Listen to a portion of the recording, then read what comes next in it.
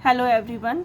Today we are going to discuss a topic from nuclear chemistry, that is alpha, beta and gamma rays. और इसी के साथ हम पढ़ेंगे अल्फ़ा, बीटा और गामा डीके के बारे में. पहले हम पढ़ेंगे गामा रेस के बारे में और इनके साथ डीके के बारे में कि अगर हमारे पास एक न्यूक्लियर रिएक्शन दी हुई है और उसमें लिखा हुआ है कि अब अल्फ़ा डीके होगा या बीटा डीके होगा तो क्या प्रोडक्ट आएगा, हम वो देखेंगे. सबसे पहले बात करते हैं कि क्या होती है अल्फ़ा रेस, बीटा रे और गामा रे.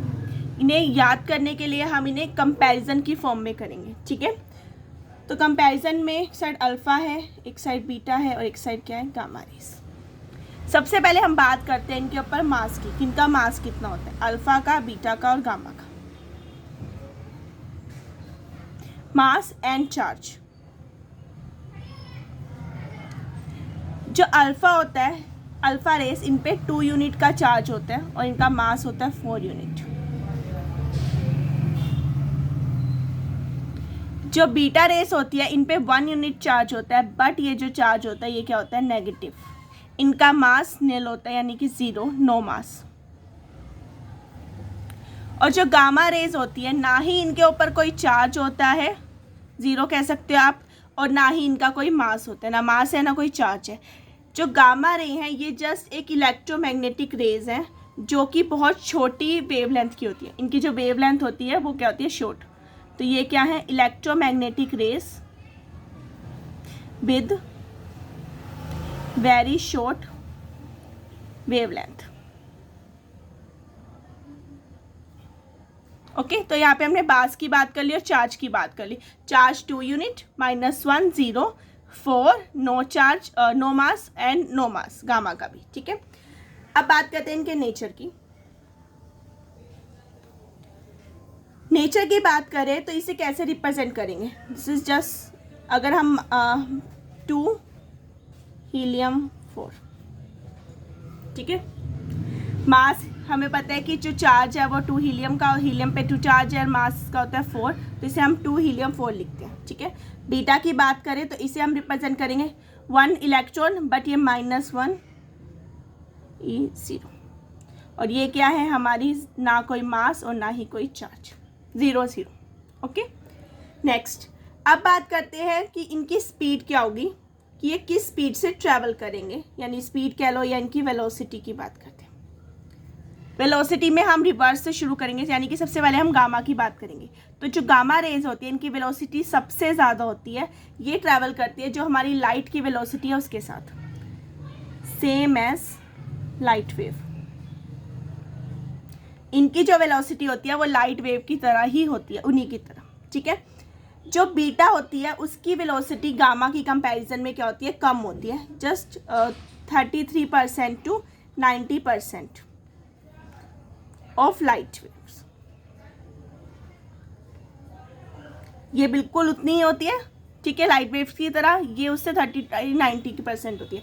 और ये जो होती है गामा, इनकी स्पीड सबसे कम होती है, ये 1/10 होती है ऑफ लाइट. डन. अब आगे इनकी वेलोसिटी की बात. अब इसी वेलोसिटी से एक टर्म आती है पेनिट्रेटिंग पावर.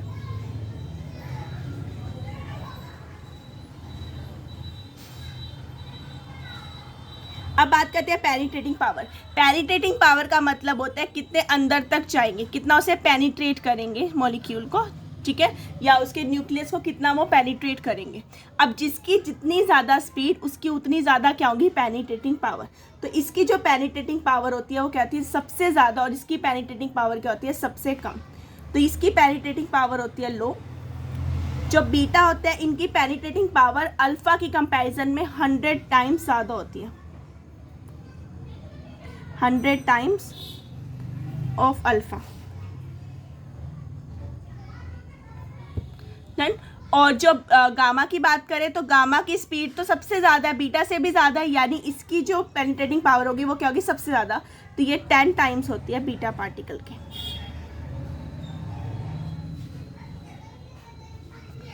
ओके, तो यहाँ पर हमने किसकी बात कर ली, इसकी पेनिट्रेटिंग पावर की. अब बात करते हैं इनकी आयनाइजेशन पावर की.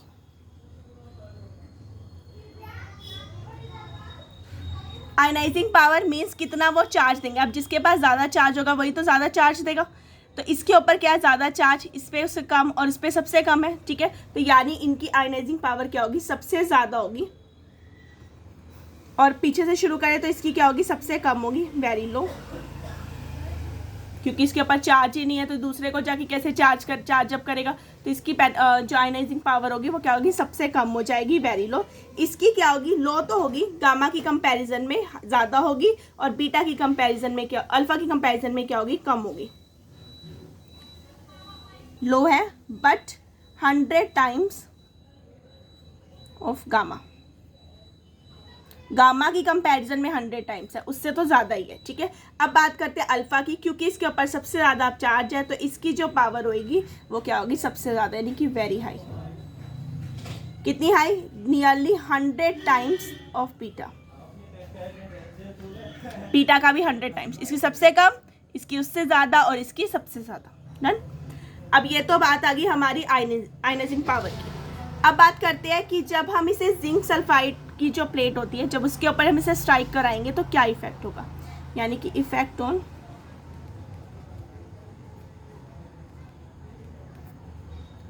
अब अल्फा के केस में, क्योंकि इनकी पावर बहुत कम है तो इनका कोई ज़्यादा खास इफेक्ट नहीं होगा, तो कह लो कि वेरी लिटिल इफेक्ट। कोई आयनाइजिंग पावर ही नहीं है तो ज़्यादा इफेक्ट भी नहीं शो करेंगे। सेम इनका है, कोई भी ज़्यादा खास इफेक्ट नहीं शो करेंगे। बट इस केस में क्या होगा, हल्का सा ल्यूमिनस का इफेक्ट आएगा।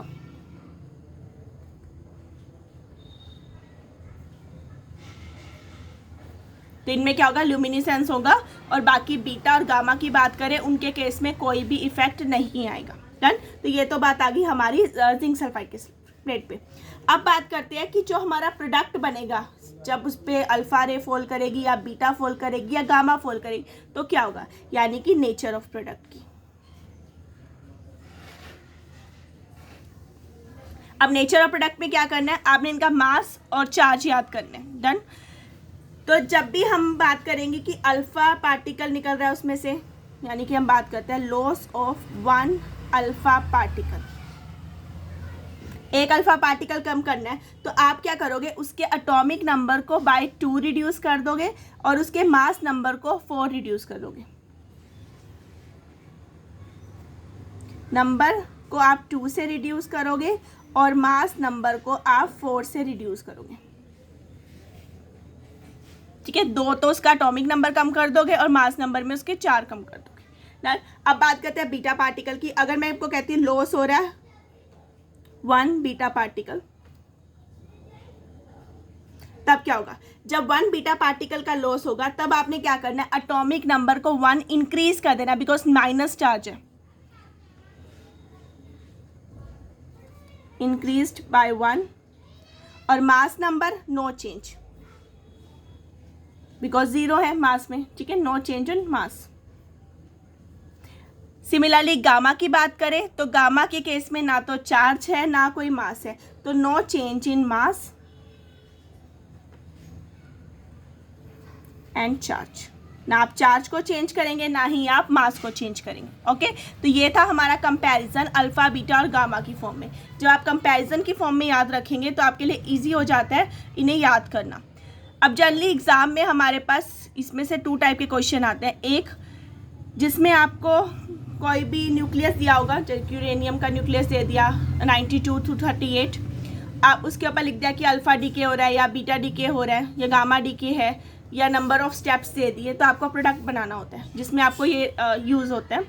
दूसरा, आपको क्वेश्चन में आ जाता है वेलोसिटी, पेनिट्रेटिंग पावर या आयनाइजिंग पावर पे इनका सीक्वेंस पूछ लेते हैं, किसकी ज़्यादा है किसकी कम है।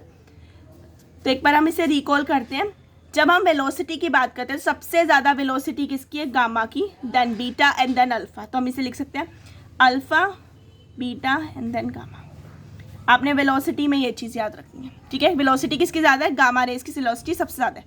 अब जिसकी वेलोसिटी सबसे ज़्यादा होगी यानी कि स्पीड सबसे ज़्यादा होगी, वो न्यूक्लियस में उतना ही अंदर तक जाएगा, और जितना वो अंदर तक जाएगा उसकी पेनिट्रेटिंग पावर उतनी ज़्यादा होगी। यानी पेनिट्रेटिंग पावर के लिए भी सेम ही हमारे पास सीक्वेंस है, गामा की सबसे ज़्यादा, then beta and then alpha. अब बात करते हैं आयनाइजिंग पावर की। आयनाइजिंग पावर के लिए आपको जस्ट मास एंड चार्ज याद रखना है। सबसे ज़्यादा चार्ज और मास इसके ऊपर है, then this and then this. तो यानी कि आयनाइजिंग पावर की बात करें तो सबसे ज़्यादा होगी अल्फा की, देन बीटा और देन गामा। आपने ये 3 और एक ये मास और चार्ज, अगर आपको ये 4 चीज़ें इसके लिए याद है तो आप अल्फा बीटा गामा डीके के ऊपर जितने भी क्वेश्चन आते हैं आप उन्हें ईजिली सॉल्व कर सकते हैं।